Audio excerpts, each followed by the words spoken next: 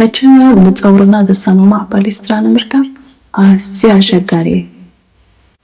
ነዚ ብምርዳእ ሊንጎ ብራንድስ መፍትሒ ኣምፂልና ንተበልክኹም ኣብ ፀጉርና መፅናዕቲ ብምግባር ብፍሉይ ምስ ብርትዐን ዓይነት ፀጉርና ምሰማማዕ ፀጉርና ከይጎድኣ ማለት ብሃፋን ከምኡውን ብሙቐትን ዝሰርሕ ኣዝዩ ብሉፅ ዝኾነ ፓሌስትራ ኣዳሊልና ኣሎ።